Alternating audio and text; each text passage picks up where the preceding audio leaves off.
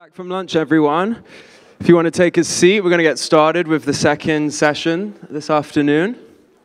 My name is Robin Ardashir. I'm one of the VPs here at Plug and Play. Welcome you all back from lunch. We wanted to use this section to highlight one of our newer initiatives that we've launched. And so, together with Lloyd's Register, Steve, who's here with us today, our goal is to make working conditions and employees safer. And so we've launched this initiative called Safety Tech, where together with Lloyd's Register, we're working with their clients and other corporations in a number of critical industries, such as shipping, maritime, oil and gas, food, hence why we're here, and others, to really make it safer for workers and conditions. And so how we're working in this area, corporations are putting forward particular challenges that they have, whether it's around competency of workers or high hazard risks that could take place in like a mining field, for example.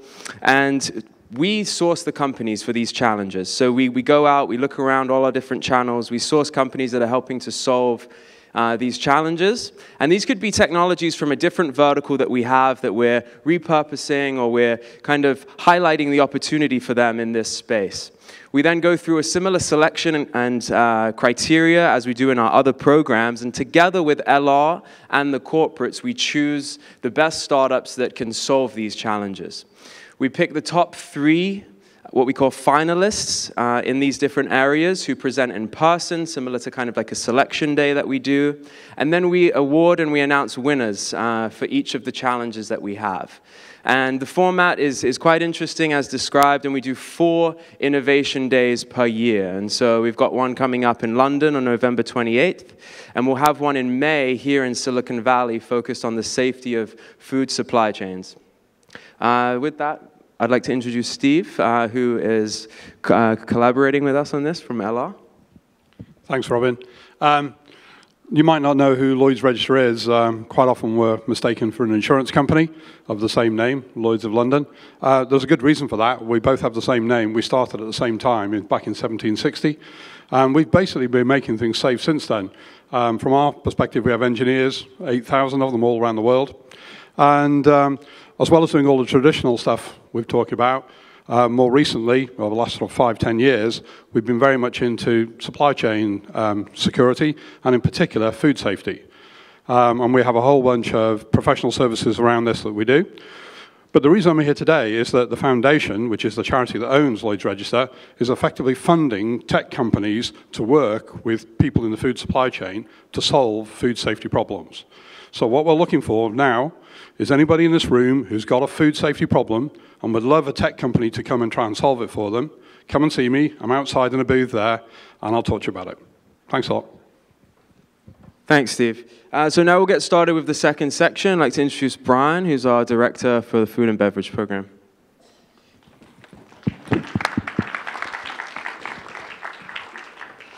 All right, good afternoon, everyone. My name is Brian. I run the food program here at Plug and Play. I'm going to stick to my script today, so it should be short and brief. So for those of you new to Plug and Play, our business is at the center of corporate innovation, venture capital, and the world of startups. We call this Silicon Valley in a box. Basically, we seek out companies that match the technology interests of our partners. Then we make introductions in private sessions and public forums like you'll see here today. So along the way, we try to make a few investments of our own. Last year, we made about 250 investments. This makes us the leading early stage and seed stage investor in the world. We also have over 300 partners subscribed to deal flow on our platform, and 100 employees around the world sourcing technologies that are relevant to these partners. So this makes us the largest corporate innovation platform in the world. So today is the graduation ceremony for the 4th batch of startups in our food program.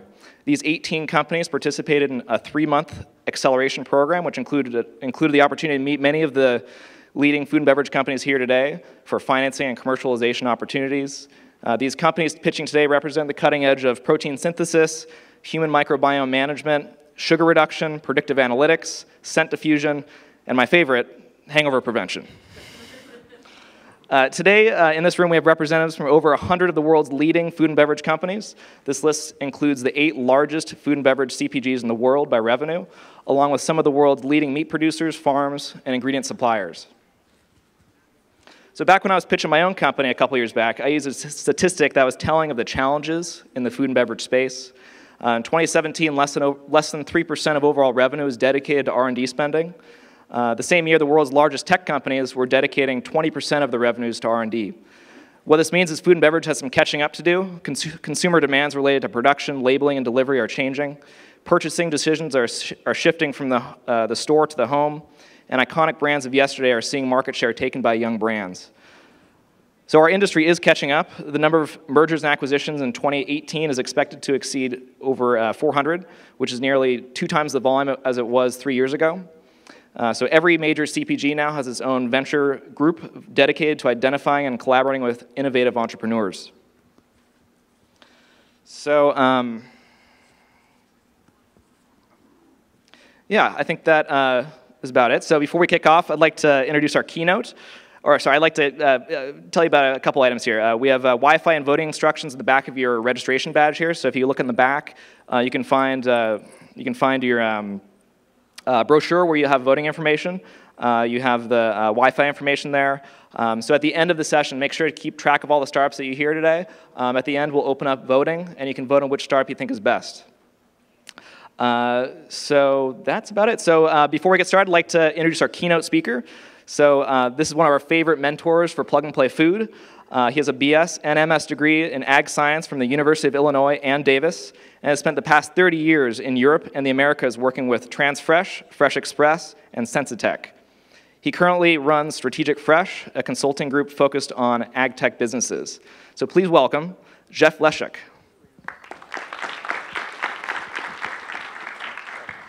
Thank you, Brian. Good afternoon, everybody. So, do I have a clicker? No, thank you. The gentleman in the picture here is William Fenske. He's my great-grandfather, and there he is. He's surrounded by his technology in his butcher shop in the small town of Gillett in northeastern Wisconsin.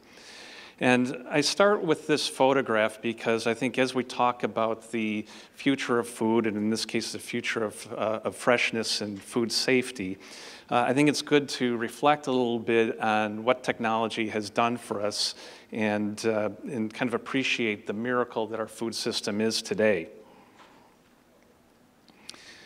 The graph on the right here, and these are some sort of very high-level statistics just showing what we've accomplished over the last 100 years.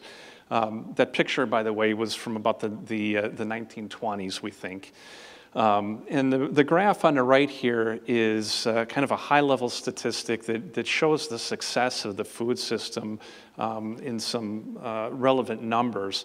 Basically, what it's showing is that over the last 100 years, the prices of agricultural commodities have come down about 1% per year, even as the population growth globally has accelerated. Another number that's kind of related to that is the percent of disposable income that Americans spend on food. Back in the time of my great-grandfather, it was about 25% of their disposable income that they spent on food. For us today, it's about 10%. If you think about the number of products that are available in retail, it's increased astronomically from a few dozen or perhaps a few hundred to over 40 or 50,000 items that are available in supermarkets today. And we produce enough food to feed 10 billion people, actually far more people than what we have on the planet.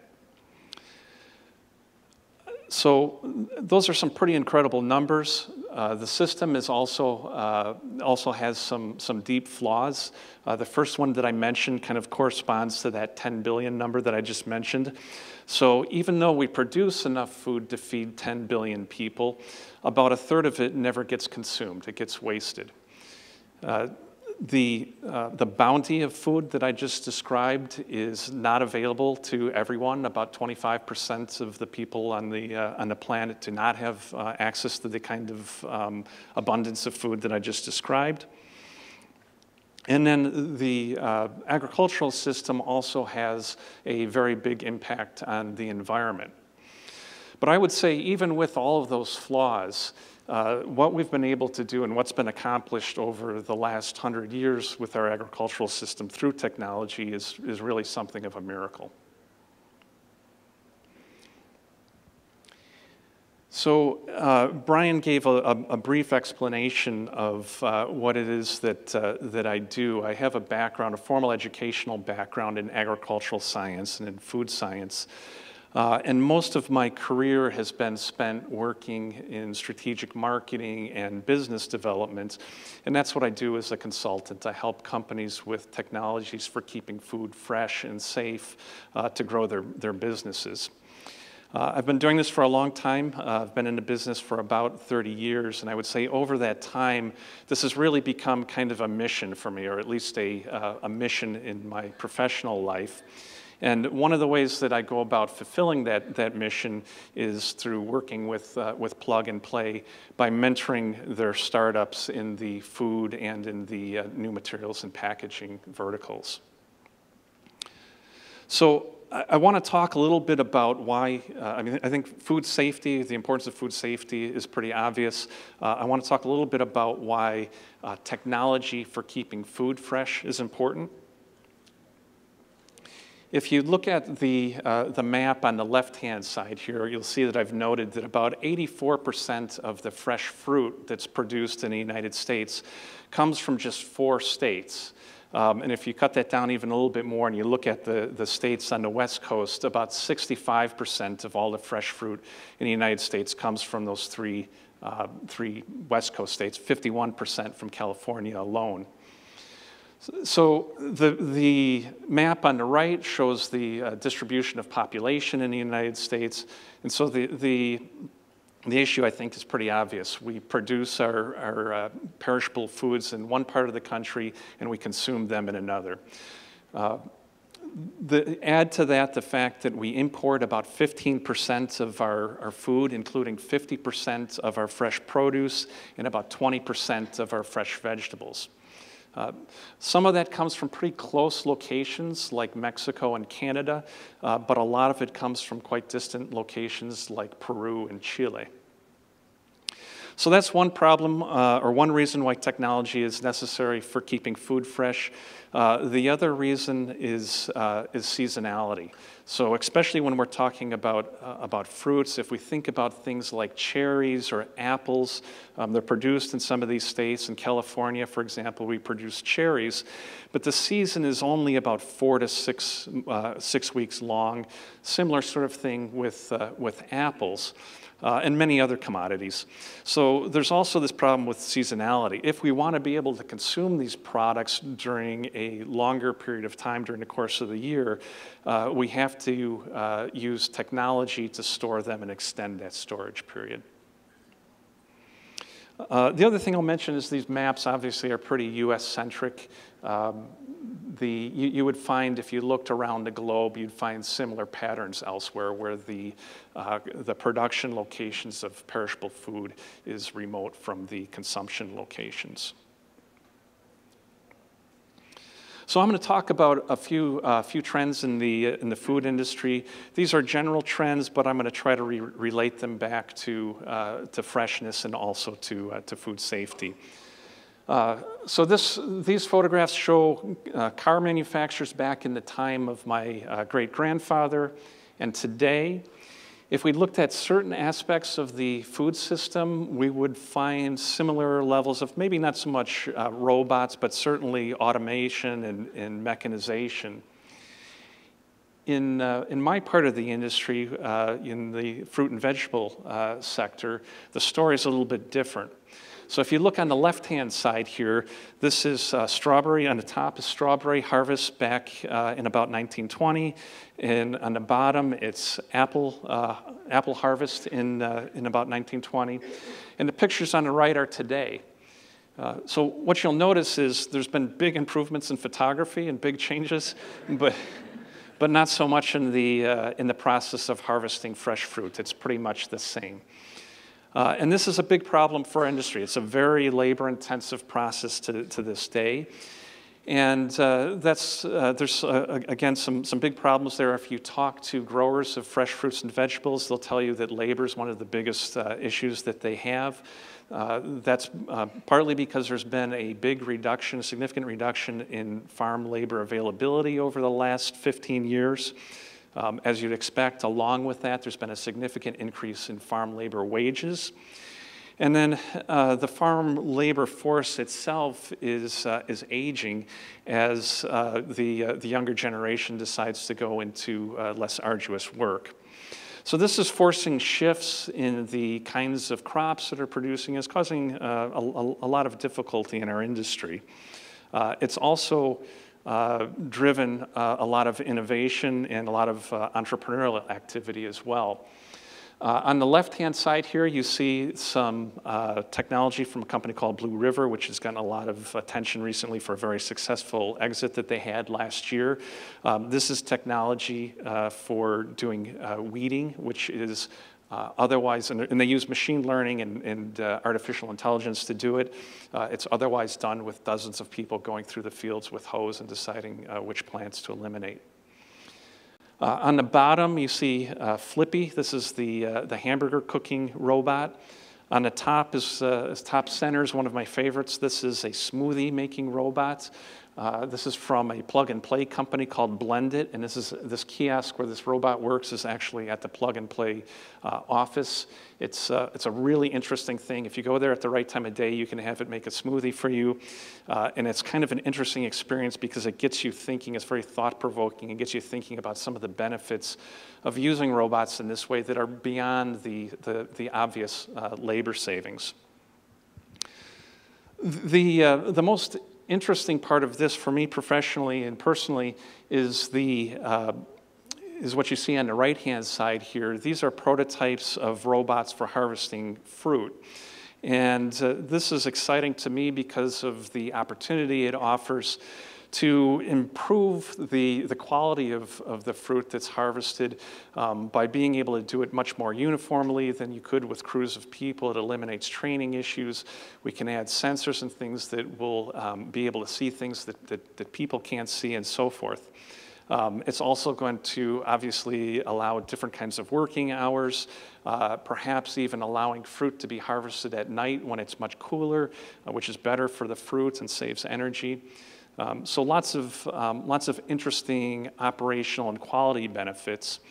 What's probably most exciting for me, just given a background in agricultural science and having spent some years doing research as a graduate student, is sort of secondary benefits beyond the obvious labor savings.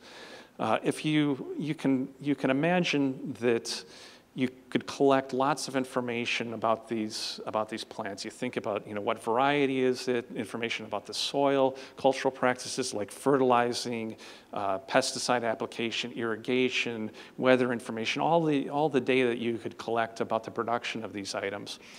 Add to that information that robot collects about that fruit as it's harvesting it, maybe some of the information about the plant around it, the exact location in the geographical sense, and exact location in the plant. You can imagine that fruit, the robot could tag that fruit so that it could be identified as that fruit makes its way through distribution and all the way out to the consumer. And again, these are things in the future. We're not there yet, but you can also imagine that the consumer could use some identification that the robot put on that fruit to be able to give feedback back to the growers. You put all of that data together, and what you've done then is really converted the entire commercial fruit production system into a giant laboratory, and you've created a giant data mine that agricultural scientists can use to do all kinds of improvements, to learn from, to make improvements in terms of the production activities, but also in terms of quality and post-harvest handling of these fruits. So a very exciting area.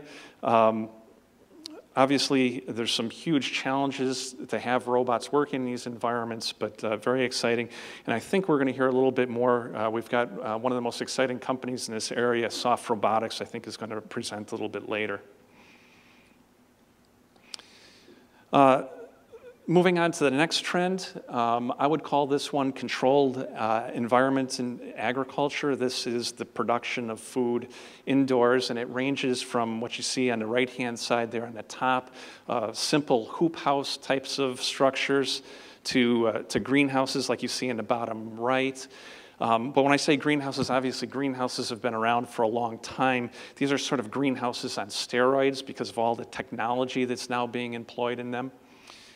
And then in the center, you see what's sometimes described as indoor agriculture or vertical farming. And this is where all the conditions are completely controlled, including light. They're using artificial light and stacking the product up vertically. This technology and some of the other ones that I've talked about are really being enabled by advancements in sensors and controls, big data, AI, machine learning, and definitely in the case of the indoor agriculture, advances that we've had recently in lighting. The companies that are doing this are claiming increases in productivity as high as 350 times per unit of, let's say, per acre versus conventional farming methods. And as you can imagine, energy inputs are still pretty high into, especially the pure indoor agriculture applications here. But a lot of the other inputs, like water, fertilizer, pesticides, even labor, are very significantly reduced. The other thing that I'll mention, relating back to the last topic, is these environments are much more well-suited for using automation and robots, so some benefits there as well. Relating it back to the issue of freshness and food safety, when you think about putting one of these indoor farms or vertical farms into an urban environment, you can see that kind of solves the part of the problem of what I was talking about earlier in terms of being able to get the production closer to the consumption areas, at least for certain products, right? A lot of this is limited, at this point, limited to things like leafy vegetables and tomatoes. The other thing that it does, and this is maybe obvious again for the indoor agriculture, but even some of the less sophisticated technologies up here, it gives us the opportunity to extend the growing season, and that sort of helps with that seasonality issue that I was describing before. Food safety, I guess I'll describe this as a trend. The emphasis on food safety is something that's important in our industry today. Even though our food supply is much safer than it was in the time of my great-grandfather, this is still going to continue to be an issue, and for a variety of reasons, including changing demographics. As our population ages, we have more people that are susceptible to foodborne illness. As we've gone from local to regional to national, and in some cases international production and distribution methods, the size and scope of any kind of potential foodborne illness outbreak is much larger, so that's going to make the focus on food safety important. And then there's been a lot of advances in our ability to detect foodborne illness outbreaks. So we just know what it is when it happens, and that's going to continue to keep the spotlight on food safety. The good news is that there's a lot of innovation in this area and a lot of companies working on technologies to keep the food even safer. The first one that I'll mention is faster and easier pathogen detection. If you look at the picture on the left-hand side there, to test a food sample for a food pathogen, it basically takes a laboratory, it takes trained technicians, and it takes 1, 2, maybe even 3 days to get the results of those tests to detect and identify the pathogen. This is changing as companies are developing methods of detection and identification of pathogens that look more like what you see on the right-hand side there. Portable devices that can be used by people without special training. You don't have to have a laboratory technician. And then probably most importantly, they're getting getting the time to do these tests down from 1, 2, or 3 days down to hours or minutes, which is extraordinarily important when you're talking about perishable foods with short shelf lives. So we'll hear, I know that Snap DNA is here. I think they may be presenting a little bit later. They're another really exciting company that's doing some interesting things in this area. So we'll hear a little bit more about that. Improved traceability and recall. Those of you that follow the food trade press know that Walmart made an announcement just, I think it was a week or two ago, that they're going to require all of their leafy vegetable suppliers to use IBM's blockchain system to trace their leafy vegetable products. And they've also, in the course of, I don't know, the last year and a half, they've described some tests that they've done with this blockchain system that have allowed them to reduce the amount of time that it takes to determine the origin of a food product from several days using the conventional methods that we have in place today down to just a few minutes. And there's lots of other, I mentioned IBM in this, but there's lots of other companies also that are getting involved with blockchain and traceability. Helps us to trace back to the origin. It also helps us, once we know there's a problem, to do recalls more effectively. I'll mention one other company on this topic on the lower right-hand side there. This is one of my clients. It's a company called Safe Traces. They have a system for making barcodes out of DNA. They use seaweed DNA, and you can basically encode into that DNA all the information that you would into a printed barcode. And it can then be applied or mixed in with the food. It's applied in minuscule amounts. It's invisible, edible, and tasteless. Once it's applied that way, it's very difficult to tamper with it, and you can then go and check at any subsequent point in distribution and read that DNA barcode in a few minutes to identify what it is and where it came from.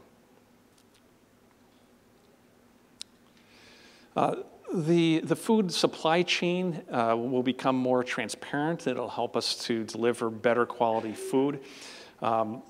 This is one that I've been personally involved in for many years. If I go back to the beginning of my career, I started my career in Chile, and I was involved in making very long-distance shipments from Chile to places like Europe and Asia.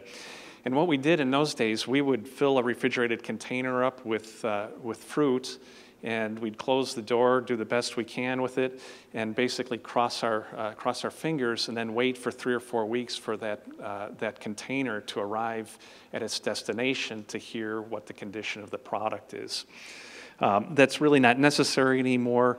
A large percentage of the world's refrigerated container fleet and the refrigerated trailer fleet for road transport have been equipped with telematics devices that permit either monitoring of the conditions in those vehicles during transportation, or both monitoring and some control over the refrigeration unit. There's also, if you look at the small circle in the middle there are devices available now that are pretty much single-use portable devices that shippers can use to put into trailers or containers and monitor temperature, humidity, and location, and do it real time as the product's in transit. And then, of course, that data is available to the stakeholders. It can be used either on a transactional basis, or that data aggregated and then used to analyze where problems exist in the distribution, and so that corrective actions can be taken. So what I just described is mostly done at the shipment level, at the container level, or at the truck level, and that's the way it's been done for many years. But it is possible to see now that the cost of this kind of technology is coming down, so we see this going to a much more granular level, where there'll be these kinds of devices on individual cases of products, or even as you see there in the upper left-hand corner, on printed electronics with capabilities to monitor what's happening and communicate that out. even at the consumer level, going all the way out to the consumer, providing information to the various stakeholders, and also perhaps providing some information that's useful to the consumer.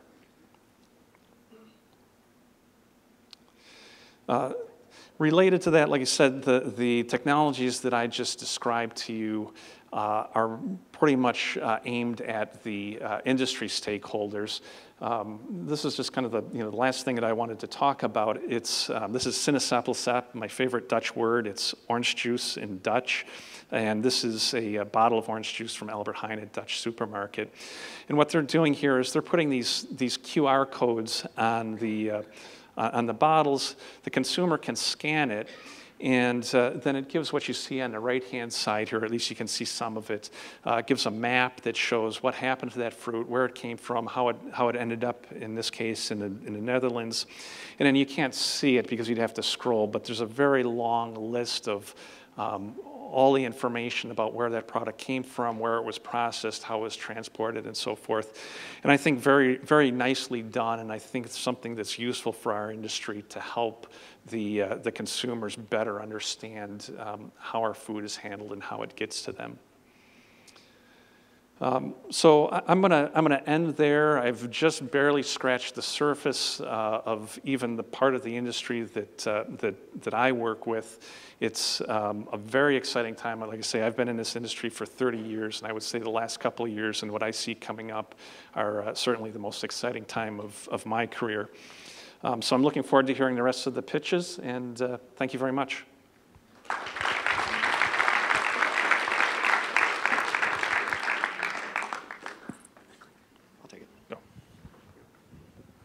Thank you so much, Jeff. I'm always really intrigued when I hear Jeff speak. I always learn something new.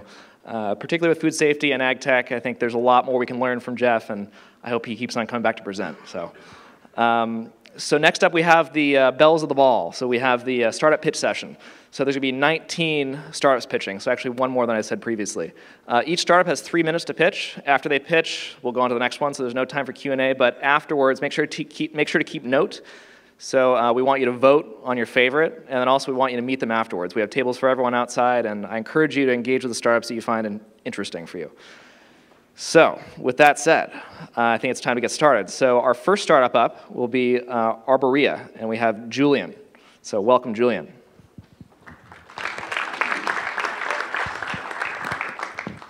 Hello, everyone. I'm Julian. I'm the CEO and founder of Arborea. Did you ever question yourself why processed food is not always perceived as to be good for you? Well, food producers do care about making food which is good for you, good for everyone, even good for the environment. But the reality is that the food ingredients they have at their disposal to achieve this are cost inefficient, are insufficient, and unsustainable. At Arborea, we make the most sustainable and healthy food ingredients to help food producers build a world where everyone eats well. And we start with extracting food ingredients out of microalgae, which are very tiny microplants.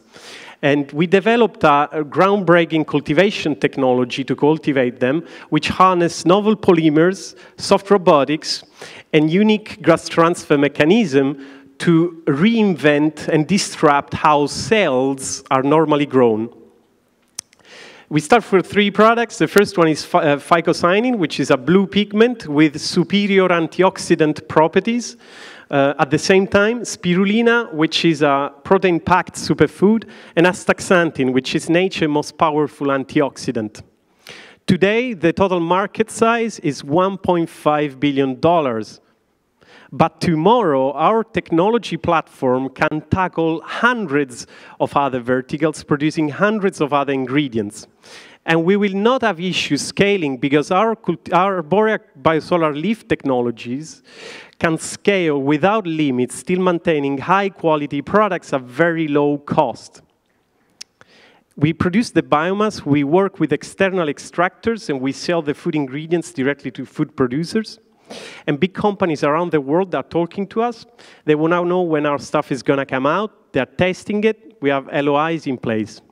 But why they're talking to us is because our competitors still utilize cultivation technologies developed in the 1960s with very high cost at very low quality product production. So I'm a natural-born innovator. I have 2 masters in innovation design engineering, and I could attract an incredible team with a total of 60 years expertise in industrial biotechnology sector. So we invested $1.5 million up to date. We have 2 patent families to cover to protect our technology, and we are now installing an outdoor pilot. And we are going to announce our Series A in Q1 2019. This will allow us to build the first production pilot plant in San Diego, California. And we are currently looking to talk with food producers, test the products, and see if we can work together as well to develop new products.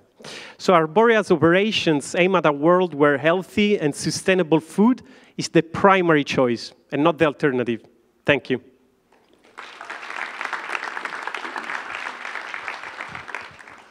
Thank you, Julian. Next up, we have Adam from Astaxanthin.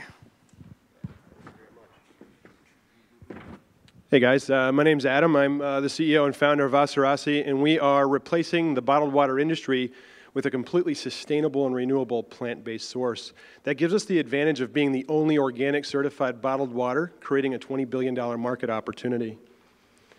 Now, I don't need to describe this to you. I think you're well aware that the world is having major problems with water issues.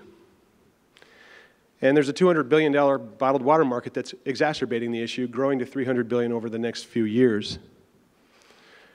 The challenge is that consumption is growing dramatically, and for the first time ever, bottled water has overtaken bottled sodas as a healthier beverage and growing. Now, 25% of all consumers are looking for that little green logo on their bottle of water, and they cannot find it except for on our products. That gives us a huge advantage in the market, giving strategic opportunities to partners. Now, I was taking a tour of a maple farm in the spring of 2008 with my daughter. I ran across this tremendous byproduct and discovered that 1 billion gallons in the industry goes wasted every single year. This is representative of 97% of the maple crop, which is a sugar-free maple sap. So the idea is they extract the maple sap out of the tree, which is sugar-rich, and that sugar is actually extracted by a high-pressure reverse osmosis, 8-stage multi-filtration process. 3% sugar is then utilized by the industry, and 97% of the crop goes to waste. And that's where we come in. So graphically represented, for 1 gallon of sugar, they throw away 50 gallons of this permeate, which is the technical term for this byproduct. It turns out it's absolutely pure water. It's 10 times purer than most of the bottled waters you'll find on the marketplace. And it's actually a really tasty product you can taste outside after the event. Here's the interesting part, is that there's billion-dollar bottled water brands, and not one of them has an organic option. We have a tremendous positive agricultural impact, so for consumers that are looking for a tremendous give back, when you buy for the same price as a Pellegrino or a Perrier or other bottled waters in the market, you can have tremendous consumption power in terms of impact, so our farms make 50% more money on their crops. We have 100 million gallons contracted. Our contraction continues to build in about 1,500 locations nationwide. And we're going to stay true to our roots with tree-based flavors, giving people not just great tasting products, but synergy with the brand and where we come from. There's a product Fever Tree in market, and they've managed to achieve 170 million sterling over the last few years, and we feel that we can do the same. Myself, a former Army officer, I found myself in the bottled water industry. Brian Perret came from Pepsi, launching Sobe Life Water after they took them over, and won Coconut Water as a board advisor. And Mike Hagan's coming on board from Coca-Cola as the head of global innovation there. We've won almost $1 million in cash and prizes from different competitions, which allowed us to grow the company to where we are today. And I just want to say thank you for your time today. I hope you have some time to speak with me afterwards, and we are looking for corporate strategic partnerships. So thank you.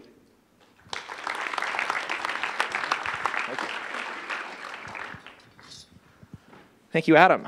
Next up, we have Alicia from Florograph.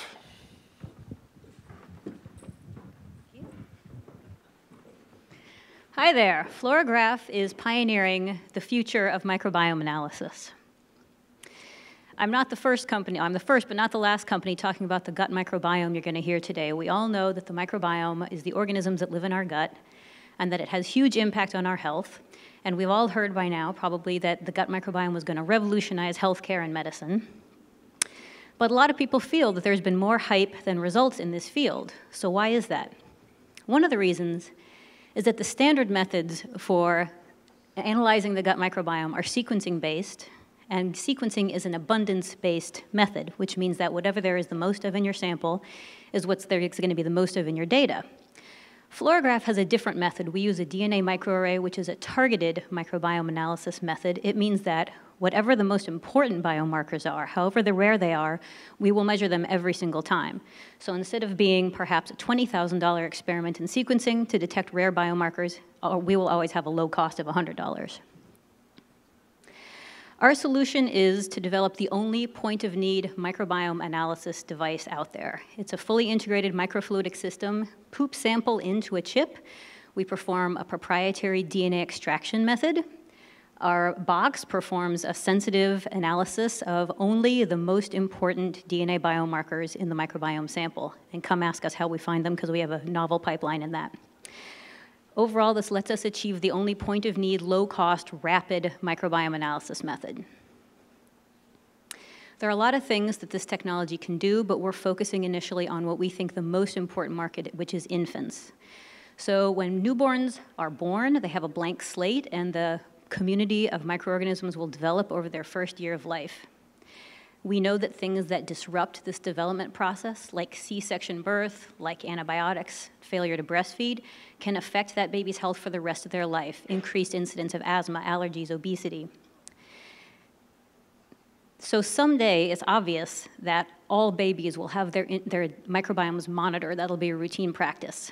To get to that point in our society, we're starting with two near-term opportunities in the infant microbiome. The first is partnering with the infant nutrition industry to perform the research that develops better infant nutrition products, and also developing a test that earlier detects necrotizing enterocolitis in the NICU. These are the proof of concept experiments that will validate our platform for widespread use.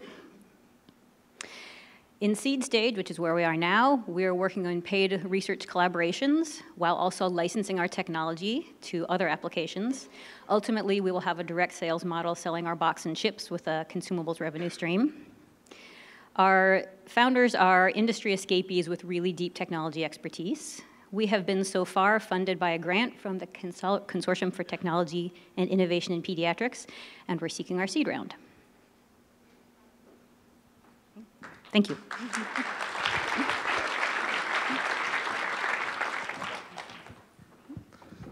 Thank you, Alicia. Next up, we have Jason from Analytical Flavor Solutions. Systems. I knew I'd mess that one up.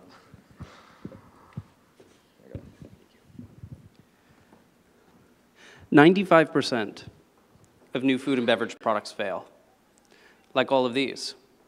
That means that the food and beverage industry is spending $18 billion every year to develop products that no one wants. The problem is that the food and beverage industry doesn't have a system to develop products to meet changing consumer preference. And these systems matter because the flavor, aroma, and the textures of the products that they put out is largely going to determine whether that product is successful. I'm Jason Cohen, the founder and CEO of Analytical Flavor Systems. We're the company behind Gastrograph AI, the first artificial intelligence platform that can model human sensory perception to predict consumer preference. We help companies develop new products, optimize their existing brands, and enter new markets. And we build these models in 3 steps. First, we translate perception between different demographic groups. For example, if we collect data from 3 different demographics, let's say triangles, circles, and squares, the triangles can be Americans, the circles can be British, and the squares are, of course, Germans, and we're interested in developing a product for the German demographic, we can take all of our triangle and circle data and translate that into the square perception. And what that gives us is a more robust distribution for how that demographic tastes and a higher resolution insight into exactly what they're tasting. And once we've built this translation layer, we don't actually need the target demographic on the panel. So we can help companies anywhere in the world develop products targeted at anywhere in the world. The second step is predicting preferences today. We think of every flavor, aroma, and texture as a signature. And these signatures can exist at any level of abstraction. And what we know is that these signatures are constantly moving through different preference states. You can have emergent preferences where the relative value of that signature is increasing over time. You can have stable preferences, declining preferences, or fads. And we can take our 250,000 observations of on-market products plus the movement in these signatures, and we can use it to construct a preference gradient, which allows us to predict the preferences for new products that are under development. And so what the AI has learned is that preference is contextual. When someone says that they like lemon, for example, they don't actually mean that they like lemon. They like a certain intensity of lemon modified by flavors A, B, C, and D. And so while biting into this whole lemon is far too sour for this poor little girl, she would love a charcoal lemonade. And because we understand preference and context, we can actually build up an algebra on flavor. And so just like you can say king minus man plus woman equals queen, we can say, take a product, a flavor profile of a product that already exists, and say minus lime plus lemon and predict the new perception and the new preference entirely algorithmically. And the final step is predicting the evolution of preferences into the future. And so, for example, North America has recently gone through an emergent to stable preference transition for bitter. Products in North America are more bitter than ever before. We're drinking black coffees, IPAs, and dark chocolate. We're now in the early stages of an emergent to stable preference transition for sour. And meeting this consumer preference can create new markets worth billions. So you have a bitter and herbaceous tea, organic sour acids, and you have a new industry on track to be $1 billion just by meeting consumer preference. And so what we predict is the flavor and the preference, the preferences for the flavor, the aroma, and texture that come next. Cheers.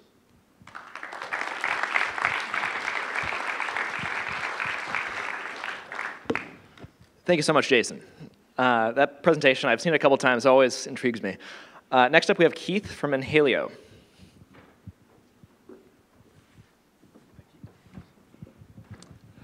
Hi, I'm Keith Kelson, CEO of Inhalio. We invented a platform, broadcast platform, for scent. That's right, smell. And the reason we did this is because we want everyone to be able to be in the best mood that they could possibly be in. So welcome to Scent 3.0. Let me just talk for a minute about the sense of smell. When you think about it, in primal days, it was really used to say, oh, does that smell good or doesn't it smell good? I mean, if it doesn't smell good, don't eat it. Then the French, thank goodness, they invented fragrance, actually, to cover up bad smells. Well, now we have Scent 3.0, which is an intelligent platform, which includes the cloud-based platform, firmware that sits on devices and intelligent cartridges to distribute scent within large areas, small areas, in close proximity. We also have sensors. We have a product for retail and brands called the Aroma Talker that has been deployed.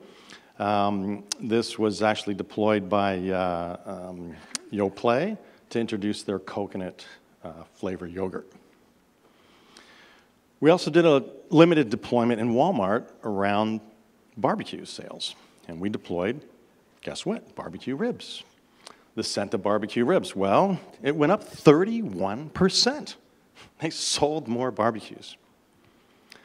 So scent has a very emotional connection and can change your mood. Some of our clients in the retail side include Walmart, Yoplait. On the retail fragrance side include Dior, Sephora, Honest Company, Estee Lauder, L'Oreal, and I can go on that list. We do have automotive, which is confidential, where we're putting devices in vehicles. We're not, but people are building them to put in vehicles. And then connected home, we have several projects where we'll see connected home devices as well. So we're really in that sweet smell of success stage. Taking on new customers, we're raising $7 million in equity and debt. If you want to see more, if you haven't seen us yet, just follow your nose over to the demo table, and we can tell you what's going on over there. Thank you very much.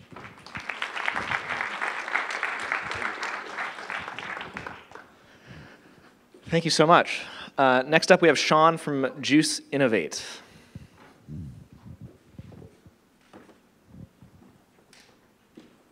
Hi, I'm Sean, CEO and co-founder of Juice Innovate.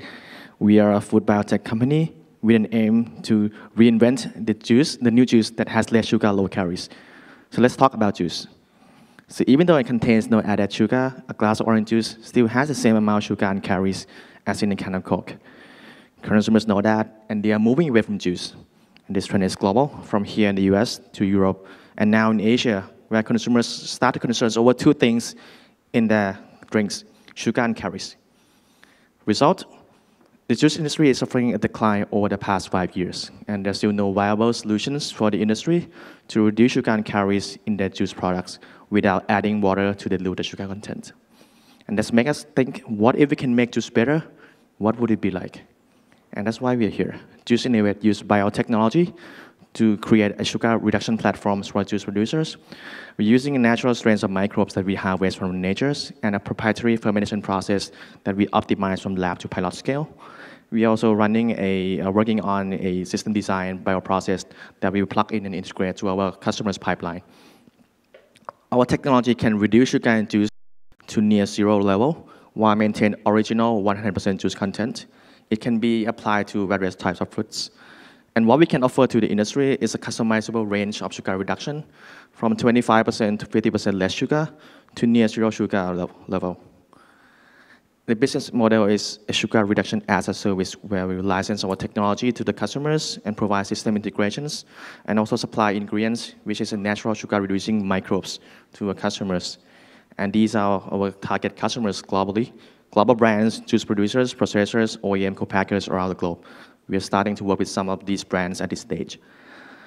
And the market for sugar reduction platforms is projected toward over $2 billion in the next 5 years.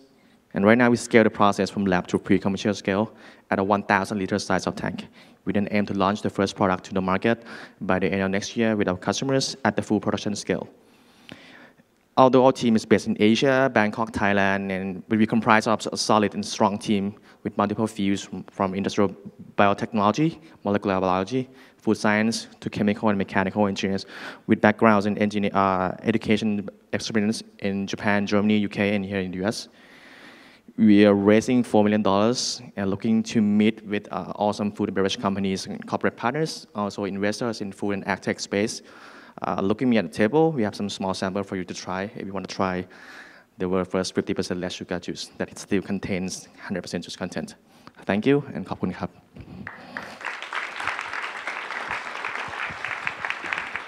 Thank you, Sean. How amazing are all these startups? If I had the money, I'd invest in all of them. That's pretty impressive pitches here. So next up, we have V from Markov. Hi, everyone. My name is V. I head up commercialization at Markov. We are an AI company located in Palo Alto. So how many of you guys have been at the airport, you have a couple minutes, and all you want is a warm meal, but you have a sandwich that's on a magazine stand? Or you're really hungry, and you're at the gym, and all you got is a candy bar. And we think that there's actually a need for warm foods. There's millions of locations that you could serve warm food today. The reason why it's not being done is the unit economics. It's really expensive to set up a kitchen, train the staff to cook. And if you look at the heating instruments that you have today, I mean, we're still stuck in the dark ages. You have microwaves, which has a bad rep, has hot and cold spots, and you have convection ovens that can melt trays and is not easily operable by most people. So as a band of foodies in Silicon Valley, we decided that we could build a better oven. And so I wanted to give you a quick demo of the AI-powered oven that we built. First, Level is smart enough to see your ingredients, maps them to your recipes, and cooks it exactly the way you had crafted it. Now, anyone can cook without ever reading one word of instructions. Then, thermal cameras monitor temperature and cooking progress. No more hovering.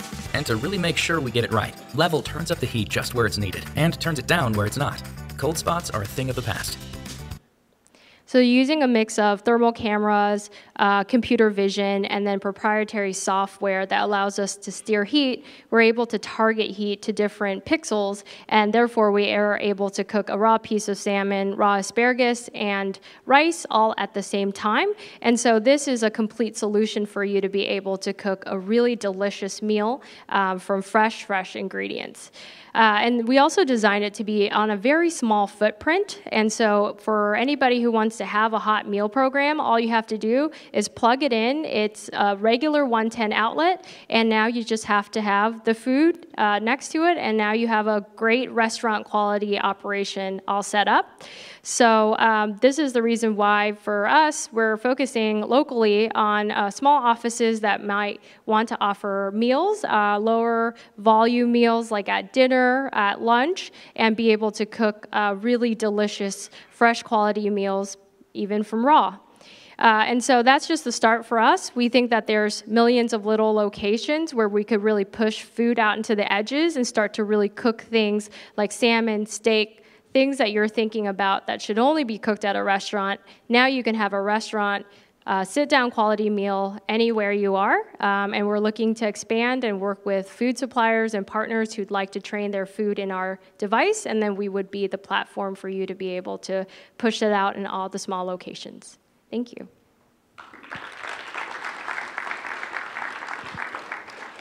Thank you, V. Next up, we have Matt from Perky.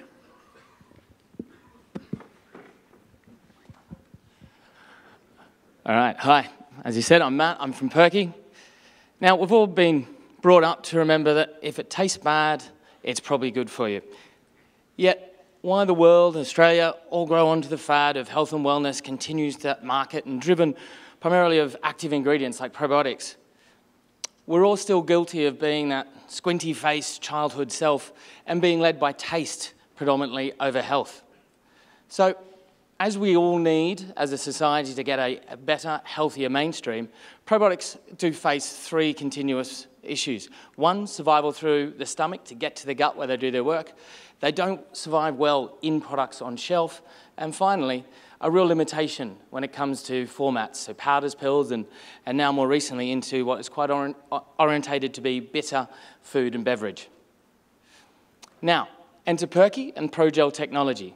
This form of technology allows us to encapsulate probiotics and active ingredients at a microscopic level in a GRAS format that is commercially scalable. This gives us 3 points of difference and advantage. First one is making sure the probiotics get to the gut, protecting them in that acidic environment. Second of all is stability on shelf, which is a real advantage both to consumers and retailers. And third is that by providing this stable environment for probiotics, gives us more flexibility on flavor, format, and ingredients. Excitingly, when it comes from a commercial point of view, this doesn't just stop when it comes to one form of beverage. We've got a range of working into different categories, but also into different areas. So whether it's human food and beverage, into animals, nutraceuticals, and utilizing different actives, creating more revenue paths. But as a proof of concept, to make sure that we're on the right track, we identified a white space, understanding what we looked at from functionally healthy to what we've talked about just recently when it comes to that more tasty yet sugar-orientated or limited ingredient facet.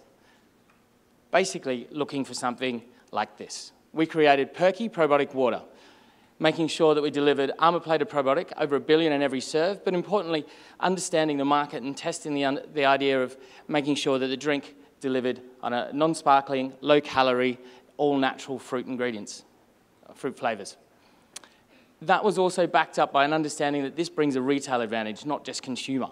So we looked at the idea that we're opening up to a mainstream, which meant we were bringing in more incremental sales by an appeal that was both to male, female, old and young. Oh, gone backwards. There we go. Importantly, we've got traction to really prove this concept, both by who's invested and got behind us back home, including our leading science and research organisation. We've had continual growth over the last 2 years and have just launched into the 2 major retailers back home, which present 79% of the retail market. What that means for us, for our next step, is development, and it is looking at the United States, Japan, and South Korea as 3 key markets. Importantly, with this global and innovative product and the idea that it's both protected from this IP and also be able to scale, we're looking now for strategic partners, so understanding people that can help us from a production and cross-category, but also into that geographic challenge and next step. So, I hope you enjoyed and it leaves you with a good gut feel. Come say hello and we've got some drinks out the back. Thank you.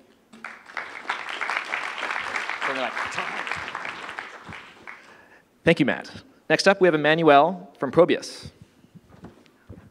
Thank you. Good afternoon. I'm Emmanuel Kevi. I'm co-founder and CEO of ProbiousDX, a Stanford University spin-off that brings a completely new paradigm to biomolecular sensing.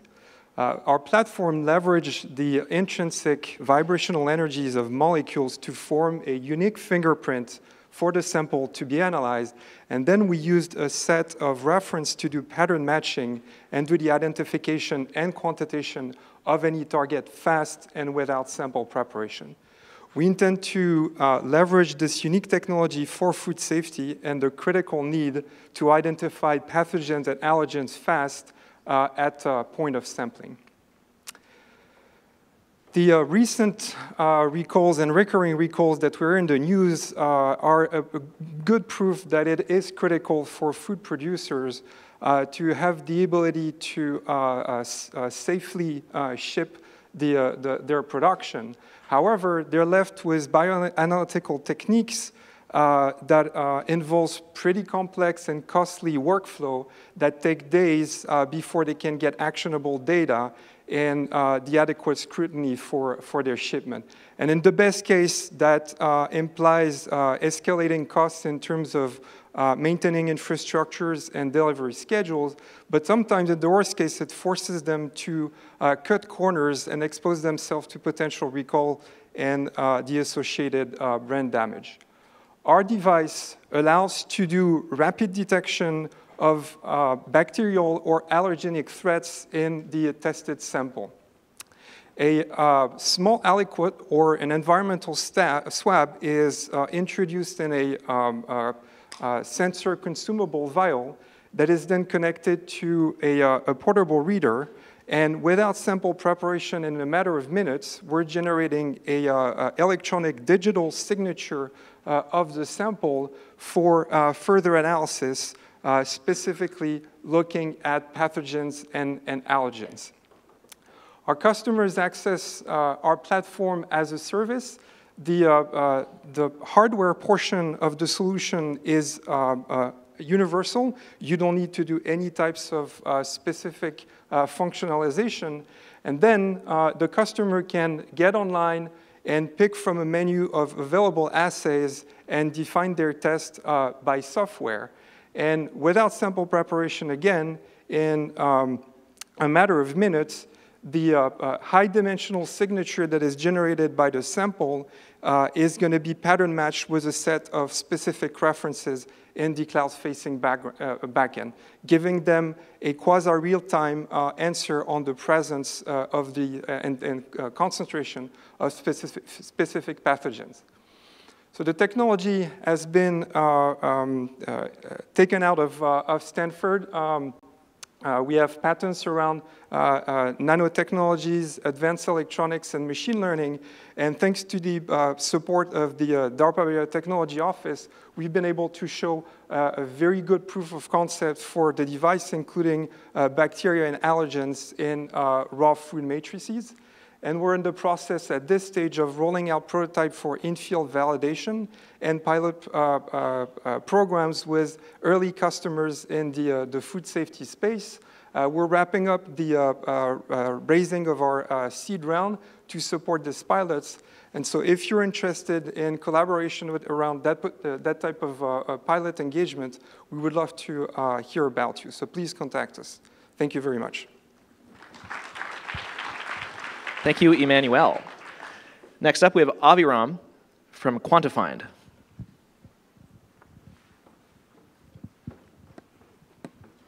Hi, everyone. I'm Aviram from Quantifind. We work with big data, sorry, but we would much rather talk about meaningful data. And what did that mean? This is not news for anyone. We all know there's more data available to all of us to use. 85% is unstructured, but only less than 10% is something that we actually can use. So how do you get to that 10%? That's when Quantifind comes in, and we take all the data internally. We take the unstructured text data as well as the KPI that's interesting for our clients, and we find the correlations that in the text data that correlate to your KPI. So basically, we find what matters for your business. And this is how it looks like. This is just a buzz for one brand from Twitter. And this is the sales curve for that brand. As you can see, there's little to no correlation between the two. Or when you get into to our signal, this is what you find for that brand. And that's very much correlating to their sales. But that's the first part, because right now we can take any point on this, on this signal and understand who are these people, what are they saying, who are they demographically, and also what else they're interested in. Are they interested in music and sport, specific team, or whatnot? This is a partial list of our clients. If your logo is not there, then come meet us outside and we can work on that to fix that. This is a quick, interesting story that we did with one insight that we found about McDonald's. Ended up with McDonald's exchanging all their McFlurry machines in the US. We find it's actually our marketing team found that insight about a conspiracy theory using for failing McFlurry machines. Basically, people were complaining about they coming to buy McFlurry and the employee said the machine is broken. People were saying that's just a conspiracy because they don't want to clean the machines. So we posted a blog post on it, was picked up by the Wall Street Journal, just actually confirmed that conspiracy theory. They interviewed former McDonald's employee and said, yeah, it's very hard to clean and we don't want to do that, or we did it wrong and the machine actually failed. And that caused a lot of viral reaction from the competitors, which caused them to replace those machines. So this is, we have a demo table right here. We can show your stuff and share additional case studies with you. Thank you.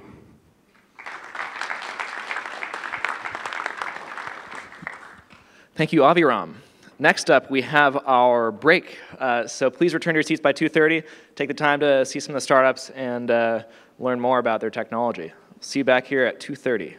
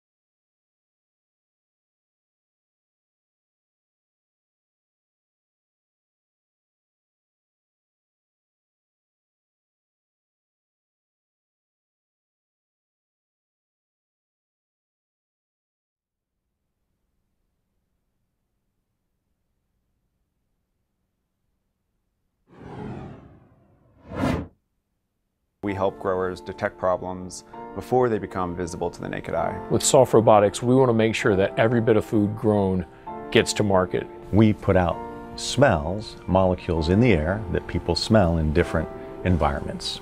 ZBiotics makes genetically engineered probiotics, starting with hangover prevention. Fluorograph is developing the first at-home microbiome analysis solution. Bear Robotics is the robotics company providing solutions for the restaurant automation. I'm here today to talk and hopefully form partnerships with new CPG and QSR companies and help us grow our business as well as expand our offerings into other categories. Well, I think it's a really interesting opportunity to talk to businesses that have so much knowledge, so much route to market experience, as well as incredible technology experiences that they could add to what we already do.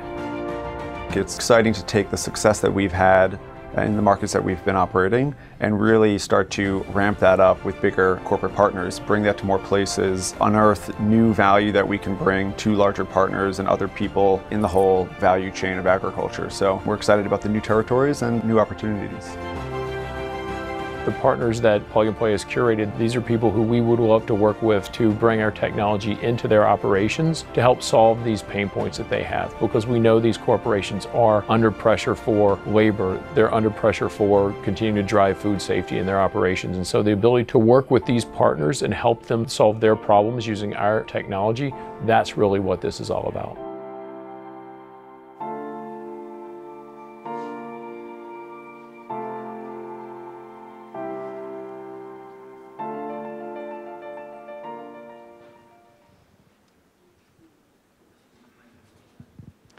All right, I think we're going to get started for session 2. So this is the last and final session for our startup pitches for the food and beverage program.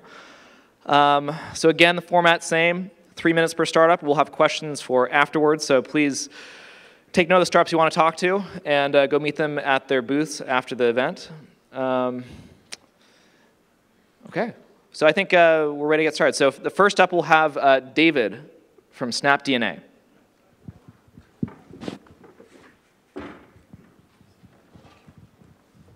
Everyone wants safe food, but that's not easy to do when food processors hold finished product for up to 3 days waiting for pathogen test results from a lab. What's the cost of 3 days? Storage, refrigeration, labor, shelf life. SnapDNA eliminates the need to culture bacteria and allows results in just over an hour for pathogens such as Salmonella, E. coli, and Listeria. We have the first rapid test that meets every industry need for pathogen testing, including sensitivity, specificity, and sample size. Food industry samples can be up to 16 ounces of liquid, and that needs to be reduced to about 1/3 of a drop for accurate detection. We have a real-time flow-through assay that captures pathogens in minutes.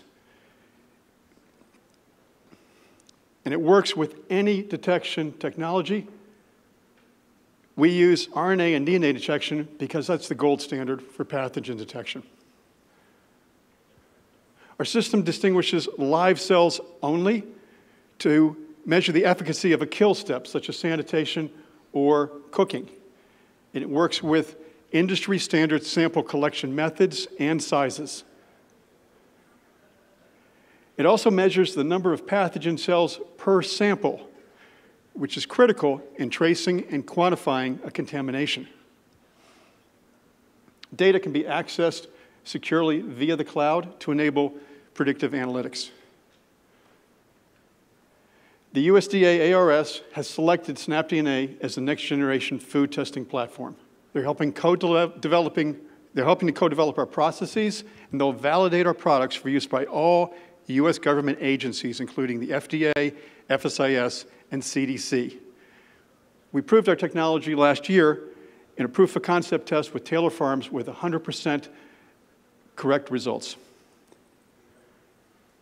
There are over 100 million food pathogen tests every year in North America, 350 million worldwide. It's a $10 billion market. We're now building a commercial product. We expect to have prototypes early next year, and We expect to have products for sale, AOAC certified products, by mid next year. Our products can be used almost anywhere by almost anyone. Our business model is to sell one-time use disposable test cartridges at prices competitive with lab testing. Thank you very much.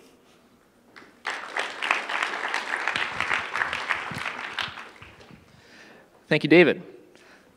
Next up, we have Carl from Soft Robotics.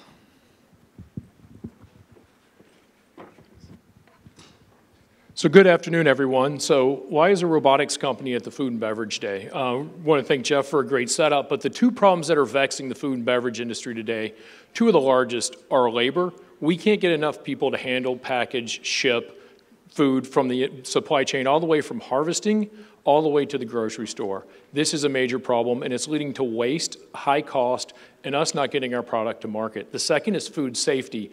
When we are handling food, once again, the rigor to cleanliness routines continues to vex us. So we have a labor problem, let's bring in the robots. But there's a problem with robots. As big as the robot industry is today, it's still 75% of robots are either welding cars or putting together phones. Why is that? They're very good at doing the same thing over and over and over again. When you introduce variation to a robot, you have problems. And so what we want to do is solve what we call the low and unstructured environment and let robots come in and work in these highly variable environments. And as we know, every piece of food, every apple, every steak, everything is a different size, shape, and weight and easily damaged. At Soft Robotics, we focus on 3 verticals, but the biggest one, representing more than 65% of our revenue, is food. And like I said, it's from harvesting to packaging to, we package 3-pound bags of food service tomato pulp today. And so what does that look like in action? This is what it looks like, is the ability to take our technology, which is a material science technology, a set of proprietary firmware algorithms, and at times our vision and AI system, plug it into any industrial robot available today. We're robot agnostic. And now you can have robots that can handle things that vary in size, shape, and weight and are easily damaged, which is everything we do in food. Today, the majority of our business is broken down into 3 verticals. We talk about produce. We do everything from lettuce to tomatoes to cucumbers to bell peppers to tree fruit like apples and pears. We do bakery. A lot of industrial bakeries handle raw dough, frozen dough, finished goods, cookies, cupcakes, great things like that. And then the protein business, handling raw and frozen cuts of protein throughout the entire supply chain, getting them through the freezer, into the vacuum sealer, into a carton, on their way to the restaurant. And yes, we actually do harvesting applications as well, because that's where the technology goes. Once again, this is a labor problem that spans the full supply chain. Whether you're harvesting in the field, you're packaging fresh pizza dough, as we see here, or you're working in these other verticals. One of the unique things is because we're a material science company, we build to FDA, USDA standards. We're certified for direct food contact in the United States, Japan, and we meet the good manufacturing practices required for direct food contact in the European Union. We can move at very high speed, packaging, and so once again, the rate, the ability to handle these objects without damaging them in a clean manner is really what differentiates us. So what have we done at Soft Robotics? We've solved for the human hand in robotics, but we've done it through material science. It's plug and play, and it's real today. As I stand here today, over 3 billion items in production have been handled by our technology, and we continue to grow our installations world round. Thank you. Thank you, Carl. Next up, we have Sunny from Sun Genomics.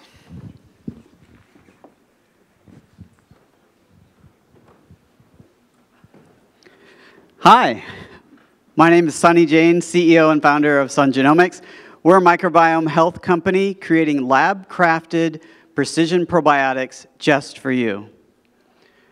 Over the last couple of years, there's been over 20,000 publications related to gut health. And it's now generally accepted that gut health is core to your overall health and well-being. But what's interesting is that while gut health is core to your wellness, you are unique. You're unique in your eye color, your hair color, different traits. And that uniqueness is actually from 0.1% difference between your human DNA. But if you were able to look at your microbiomes of one another, you would see that you were 90% different. And it's within that difference that we have variability in our gut health. So if you had a gut health issue, you might find yourself here, staring at the probiotic wall of confusion, trying to decide between refrigerated, room temperature, CFUs, all these multiple strains. I mean, the reality is that there's no way to decipher which probiotic is best for you and your particular gut health issue because you're 90% unique. We've actually tested those probiotics off the shelf. 85% of them don't even survive the gastric system, and 50% contain strains that weren't even listed on the label, and none of them are customized to you. This is a $3.7 billion industry. Most of the probiotics don't work, and none are tailored to the end user. That's why we created Flore, precision probiotics, custom formulated based off of your digestive DNA. Not categorization, just science. Super easy. You can go online today at sungenomics.com, subscribe to Flore for $99 a month. We'll provide you with a full comprehensive microbiome analysis and the 3 months of precision probiotics. And what's more is you can renew and manage and monitor your progress. We differentiate ourselves in 2 key ways. Our patented methodology for using whole genome sequencing for comprehensive microbiome analysis, as well as closing the loop and actually manufacturing the precision probiotics and delivering that back to the end user and disrupting the wall of confusion. We've seen tremendous growth in 4 key areas: athletic performance, infant health, those suffering from chronic conditions, and those suffering from food allergies. And we're really humbled by the customer reviews that we've received back thus far. But put aside the $500,000 in revenue we've done, put aside the customer attraction, this is what gets me super excited. Once we pass 10,000 microbiome profiles, we'll be able to use our data analytics to understand which probiotics work best for which individuals and drive that into the mass market, creating the precision foods of the future, the kefirs, the yogurts, the smoothies, essentially affecting billions of people. All this couldn't be possible without a fantastic multidisciplinary team with bioinformatics, law, finance, and microbiology. We're supported by an amazing scientific and advisory board team that helps us drive the innovation. And I'm pleased to announce that today, Sun Genomics is in the middle of its first priced round. We're interested in talking to strategic investors today. Please come find me or one of our team members, and we'll tell you more about it. Thank you very much.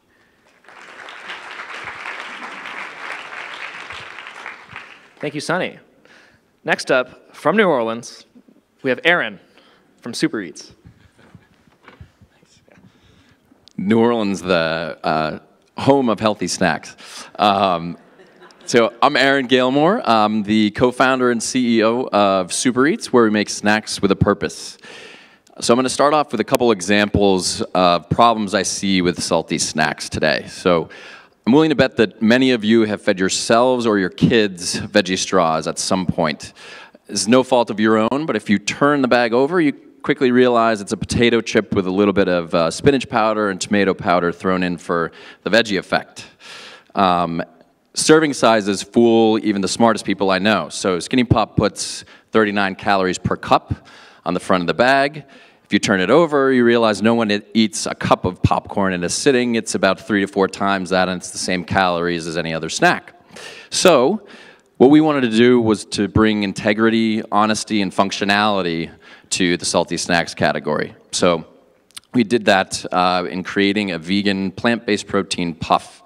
So we use ingredients such as sacha inchi, which I'll talk about a little bit later. We use lentils, sorghum, and peas. And we're just about to start using avocado oil, so we'll have healthy fat as well. I talked about functionality. So we're the only salty snack that I know of that can claim we're a good source of protein. And that comes down to not just the level of protein, but the quality of the protein that we're using in the amino acid profile. So we have more protein per serving than an egg, more than a serving of tofu, and almost as much as jerky. And of course, we're using the healthy fat of avocado as well. So why do I have a movie theater here? We love to talk to our consumers. And one of my favorite stories to tell is of a woman who had to go on a high-protein, plant-based diet, and she loved our stuff so much she was sneaking them into movie theaters in lieu of popcorn and other snacks that she could get there.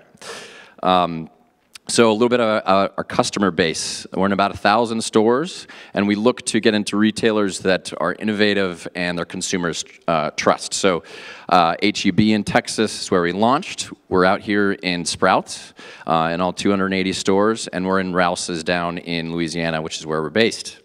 And our same-store sales are up 15 to 20% quarter over quarter. So there's also a community purpose that we have, and we're based in New Orleans, as I mentioned, so we're starting a program. We'll be donating a portion of our production runs to schools that are educating underserved kids who otherwise don't have access to these healthy snacks. And back to Sacha Inchi, I'm sure many of you are going, Sacha, what? This is a seed native to Peru. It's nutritionally far superior to almonds and walnuts and other tree nuts that are considered very healthy. End markets range from protein powders to cooking oils, given its high omega-3 fatty acid content, to butters and even cosmetics. And we're working with the LSU Ag Center down in Louisiana to potentially develop a cultivar that can be grown in the States, because it's not grown there currently, and Louisiana shares climates with a lot of the areas in which it is grown. So, very excited about that. So thank you all. I'm the only full-time employee at Super Eats at the moment, and we're looking to change that. So we just took on $1 million investment from our manufacturer, which we're very excited about. And we're also opening up a new round with a VC out of Chicago. We'd love to have you participate and welcome any partnerships. So thank you.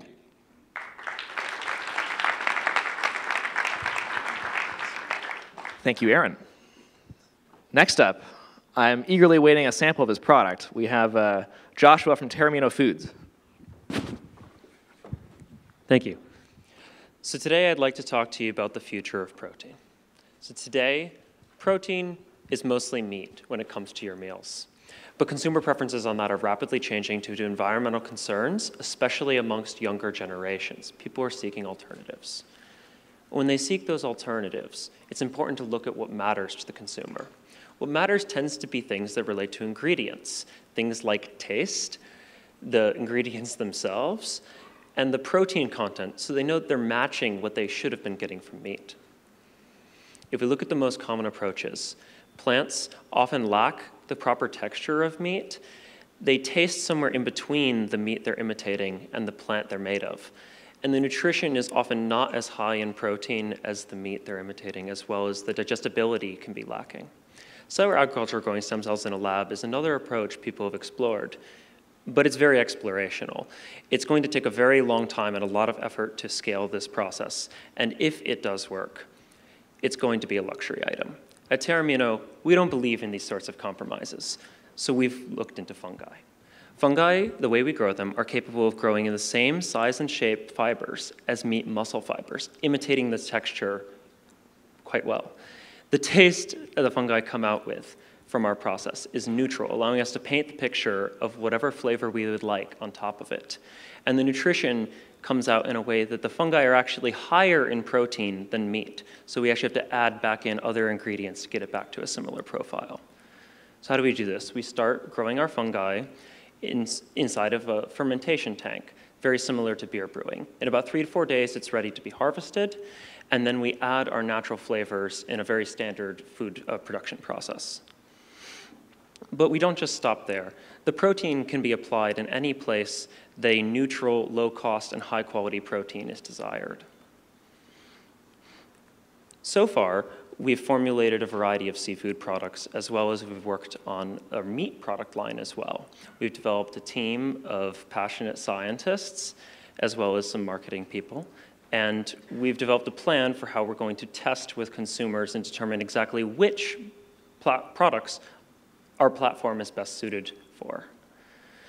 We're going to be doing product testing with consumers in early 2019 and scaling our process to a pilot scale. And we're looking to do a fundraising round in late 2019, early 2020. If you're interested in that, you can join our corporate or investor mailing list. We're interested to hear about any partnerships or funding opportunities, as well as our general mailing list, so you can keep in touch with us about our exclusive tasting events that we will be holding coming in 2019. Thank you.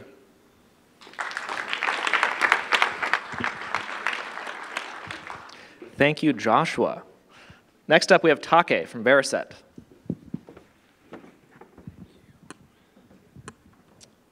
Hi, I'm Taki Ogawa, and our company is Veriset.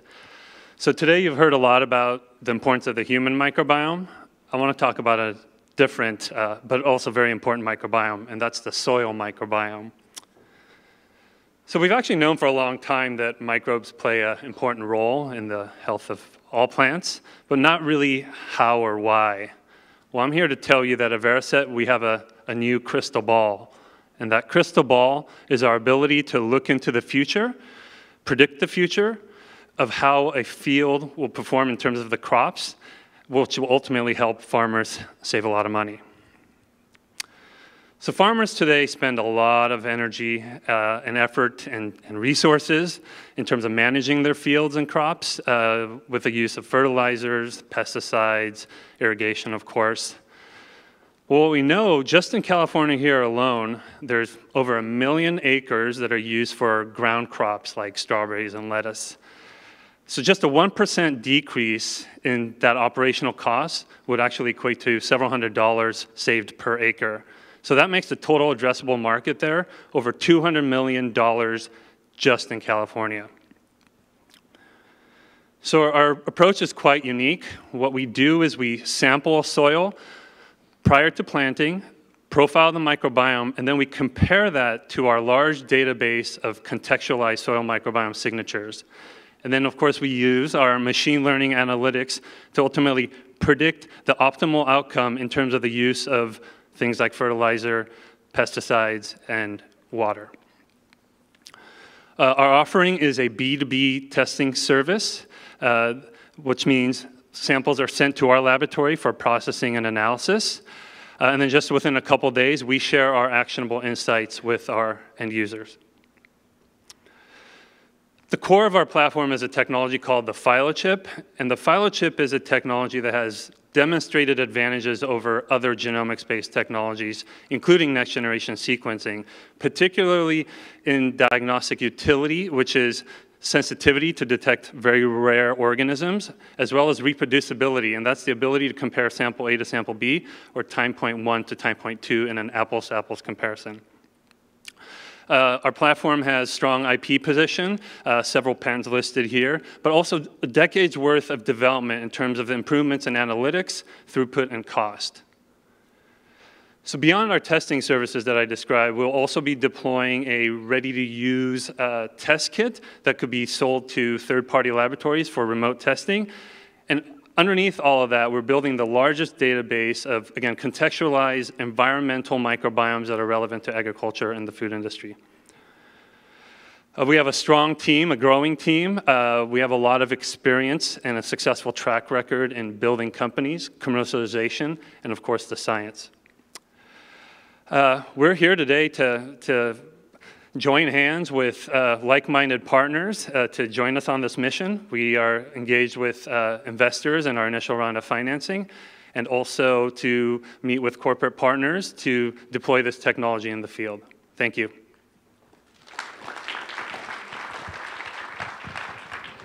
Thank you, Take.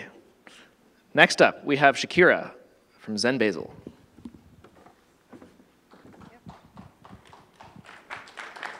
Hello. We're here to make healthy delicious.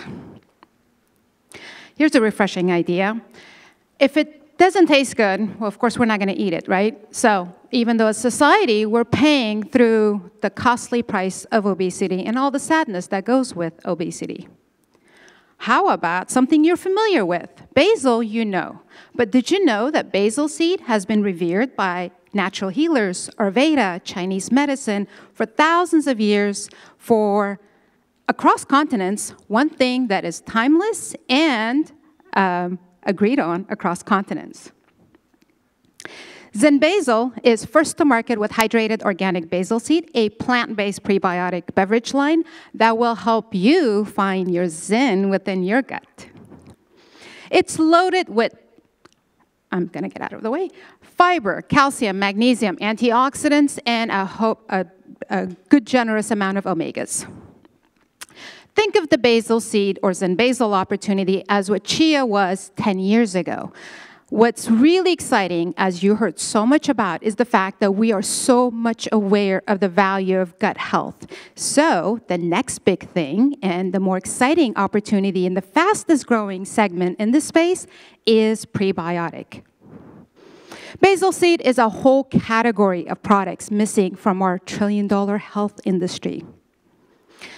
You can think of basil seed or Zen basil as Chia 2.0 because we have nearly 2 times the fiber, iron, potassium, and calcium than chia does. Plus, when it hydrates into an enormous amount of plant-based soluble fiber, which is your prebiotic. And prebiotic is, now you heard so much about the value of probiotic, but here's a fact. Probiotics do not survive without feeding them. Prebiotic feeds that good bacteria, whether it's customized to you or whichever one that fits your body. Prebiotic will feed your own natural probiotic in order for them to survive, and only then your body can thrive. Latest trends, Zen Basil is 5 for 5. We've launched, we're selling for about $4 to $5 in natural and organic, patent pending formula, and generous amount of margins. A little bit about myself. I am a refugee from Afghanistan, turned into an entrepreneur. A few years ago, I started a socially responsible brand of water that has sold enough product to impact over 58,000 people with access to clean water. And now, through Zen Basil, and armed with my 2 boys here, we are sharing our family recipe through Zen Basil that we know it will help our bodies cleanse of toxins, offer a positive boost of energy, and only then we can find clarity of our mind, and that's why it's called Zen Basil. This is my family recipe. And so how do we compete with the competition? Well, as you can see, we have a lot more of the good stuff and none of the bad. So when you choose Zen Basil, you are choosing a healthy, delicious product line, but at the very same token, you're part of the solution because we will continue to address the lack of clean water crisis because it's the most basic human right. Plus, we believe that when you give, you're ultimately receiving. Thank you.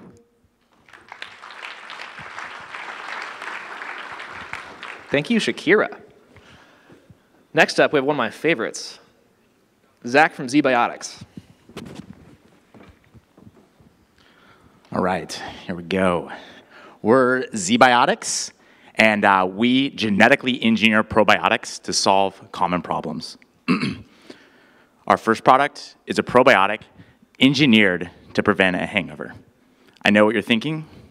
Hangover products are crap, and you're right. Everything on the market today is a mix of off-the-shelf supplements that doesn't address the scientifically documented root cause of a hangover. A toxin called acetaldehyde is that root cause, and I genetically engineered a probiotic to break down acetaldehyde. This has never been done before. This level of technology has never been brought to this problem.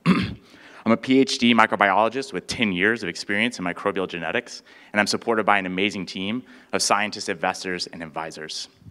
We spent 2 years building this product, and the response has been incredible. We've had over 2,000 people try the product, and their feedback has been almost unanimously positive. But why am I talking about a hangover? Like, why are we doing this? When we launch in the beginning of next year, we will be the world's first genetically engineered probiotic.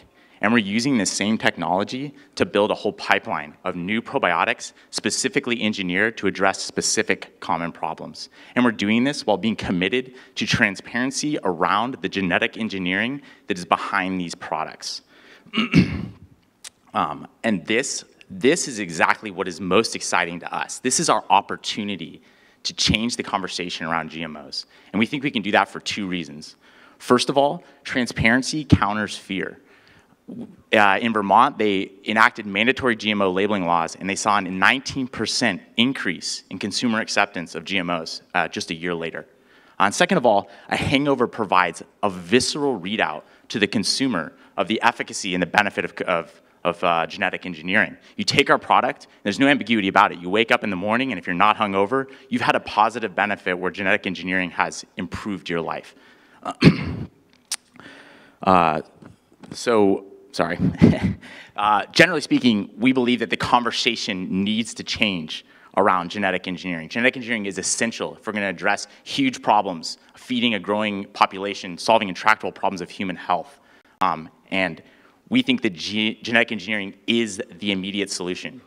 And we at ZBiotics, as a startup, can tackle the challenge of consumer perception.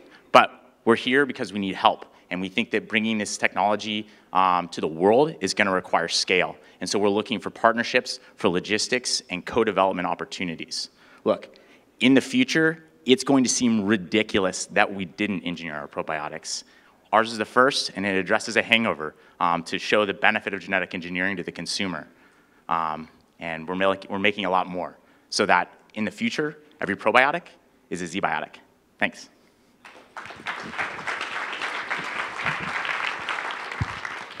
And I can tell you, I've rigorously tested this product, and it works. Next up, we have Anthony from Series Imaging. Thanks. So I'm Anthony Atlas. I'm the VP of Product at Series Imaging, Stanford alum, and former winner of the Intel International Science and Engineering Fair. And green button. So Series, we do imaging and analytics for agriculture. So basically, if you're involved in the production of a crop, the game is you're trying to get a really consistent crop each year, and you have to respond to variability, both increasingly variable weather conditions and variability in your field. And there's only so many things you actually control. Where do you put down nitrogen? Where does water go? Where do you apply fungicides and respond to pests and disease? And so you're looking at an almond orchard here from the top down where our imagery is pulling out stress at a per plant, a per tree level, so that you can actually detect a problem early and get out there and correct it. We've got a very science-driven team, about 75 of us now, 25, 26 have PhDs and masters, and we do really kind of like high-velocity R&D in the market.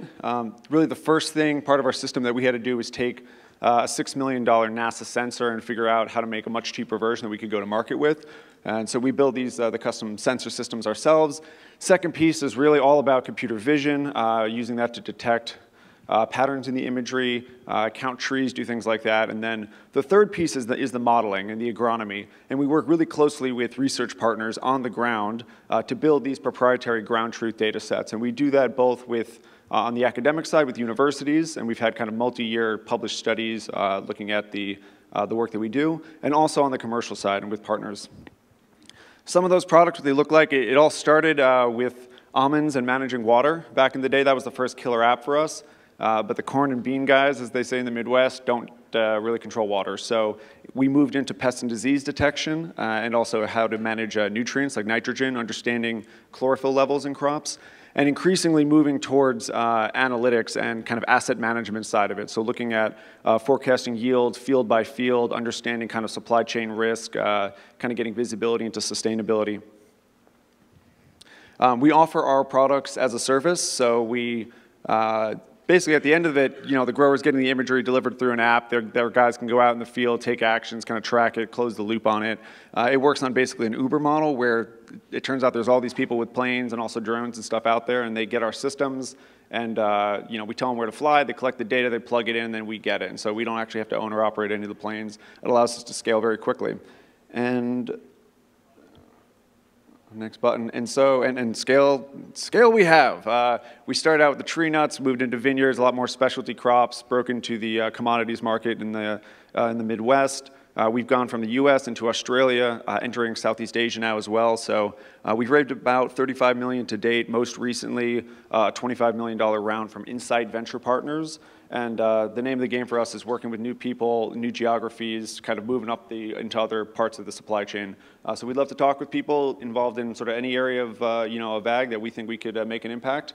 I'd love to kind of explore what our technology can do for you. Thank you.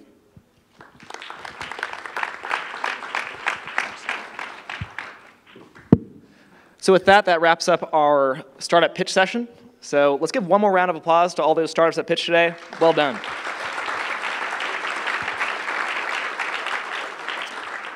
So as a reminder, we have voting right now. So voting is opened. So hopefully you took notes on your favorite startup. If you go to the back of your badge, you'll find a link to our brochure. At the bottom of that webpage, you'll see an area where you can vote. Please go to that and vote right now. After this next announcement, we will announce our People's Choice Award for the top startup that pitched today. So now I would like to announce our Corporate Innovation Award. So this story dates back to February. I was in a golf course in Monterey, overlooking a beautiful, beautiful scenery, talking to my favorite person from Procter & Gamble. We'll call her Betty. And lo and behold, a guy walks into our conversation and butts in, and I meet a guy named Frank. And Frank Clemens of DuPont Ventures has been pretty amazing to work with. He's been involved since June. He's worked with 27 of our startups. He's exploring collaborations with 17 of them, and 13 are still active, reaching an agreement. These agreements could be an investment agreement, a JD, licensing, supply, or commercial. He gave me the whole list of all the different types of agreements he makes. But with that, we'd like to say thank you, DuPont, for being a part of our program. You've been very influential, driving our program towards maybe more sophisticated microbiome technologies. So we'd like to present an award to you if you want to come up on stage and accept your reward.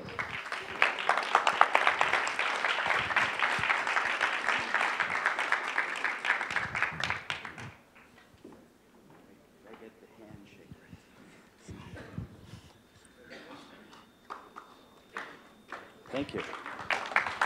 Would you like to say a word, Frank? Sure. Yeah, it's been a crazy 5 months here, so really been thankful for Yuki. I mean, can't do it without you, Yuki. Thank you so much, and Brian, and the whole team in food and beverage.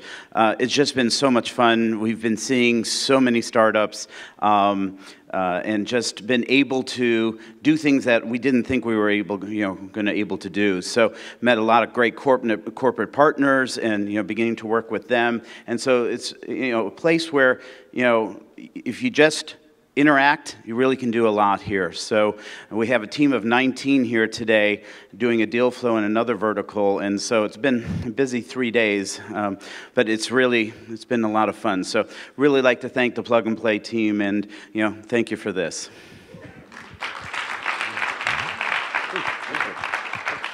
Thank you, Frank. It's been a pleasure working with you. Next up, we have our People's Choice Award. Honestly, I have no idea who won. Did we come to a conclusion yet? Well, we might need a minute here. I think, has the audience has everyone voted? Okay. So.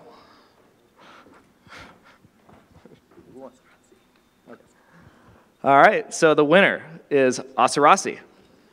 Congratulations. And we have a little prize for you. The world's first organic water. Would you like to say a word? Wow, thank you. I did not expect that. Thank you very much, everybody. And we're still sampling out back, so please come see us. Thank you. Really appreciate it. Thanks for having us. Yeah, thank you. So I think that pretty much wraps up our session. So thanks so much for coming to the show today. It's our largest event yet. Like I said, there's over 100 large food and beverage companies here today, including the 8 largest ones in the world. How impressive is that? How many places can you be where you have all these faces all in one room? Really excited to have everyone here. The next 2 hours are dedicated for networking, so please go meet the startups, meet the other corporates and venture folks in the room. They'd all love to talk. We have drinks, food, and for some of you guys, there's a dinner afterwards, so look forward to some of you.